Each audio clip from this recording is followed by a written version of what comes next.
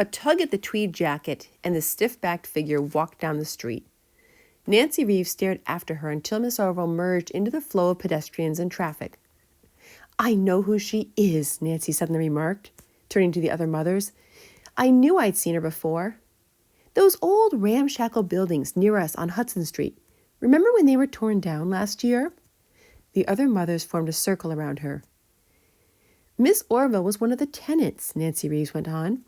"She'd lived there for ages and refused to budge until the landlord got a court order and deposited her on the sidewalk. I saw her there, sitting in a rocker on the sidewalk, surrounded by all this furniture and plants. Her picture was in the papers. Elderly retired school teacher. They found a furnished room for her, I think, on Jane Street. Poor old thing, evicted like that. I remember she couldn't keep any of the plants." On the way home, after supplying a lurid account of the day's tortures, "Miss Awful made Walter Mead stand in the corner for saying a bad word," Roger asked his mother, "Eviction? What does that mean, Mom?" "It's when somebody is forced by law to vacate an apartment. The landlord gets an eviction notice and the person has to leave." "Kicked her out on the street? Is that what they did to the witch?" "Don't call her that. It's rude and impolite," Mrs. Clark said as they turned into the brownstone doorway. "I can see your father and I have been too easygoing where you're concerned." "Huh, we've got worse names for her," Roger retorted. "Curse names. You should hear 'em. We're planning how to get even with Miss Awful. Just you see." He paused as his mother opened the downstairs door with her key.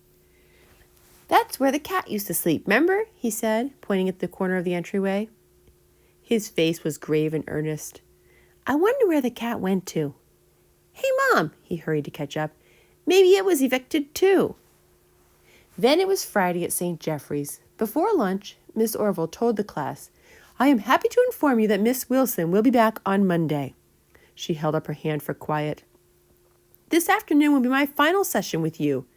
Not that discipline will relax, but I might read you a story. Robert Louis Stevenson, perhaps. My boys and girls always enjoyed him so.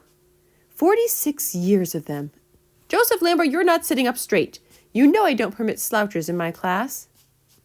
It was a mistake to have told the children that Miss Wilson would be back on Monday, that only a few hours of the terrible reign of Miss Awful were left to endure. Even before lunch recess, a certain spirit of challenge and defiance had infiltrated into the room. Postures were erect, but not quite as erect. Tommy Miller dropped his pencil case on the floor and did not request permission to pick it up. So what?" he mumbled when Miss Orville remonstrated with him. "What did you say?" she demanded, drawing herself up. "I said, so what?" Tommy Miller answered, returning her stare without distress. Roger thought that was neat of Tommy, talking fresh like that. He was surprised, too, because Miss Awful didn't yell at Tommy or anything. A funny look came into her eyes, he noticed, and she just went on with the geography lesson. And when Tommy dropped his pencil case again and picked it up without asking, she said nothing. Roger wasn't so certain that Tommy should have dropped the pencil case a second time. The lunch bell rang then, and he piled out of the classroom with the others, not bothering to wait for permission.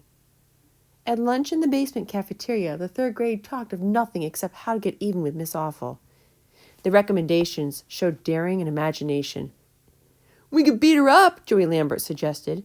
"We could wait at the corner till she goes by and throw rocks at her." "We'd get arrested," Walter Mead pointed out. "Better idea," said Bruce Reeves. "We could go upstairs to the classroom just before she gets back and tie a string in front of the door. She'd trip and break her neck." "She's old," Roger Clark protested. "We can't hurt her like that. She's too old." It was one of the girls, actually, who thought of the plant.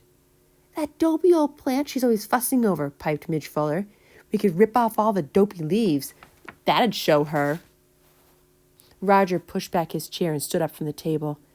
"We don't want to do that," he said, not understanding why he objected. It was a feeling inside. He couldn't explain. "Let's forget about it," he said. "Let's just call it quits." The plant, Midge Fuller squealed, clapping her hands.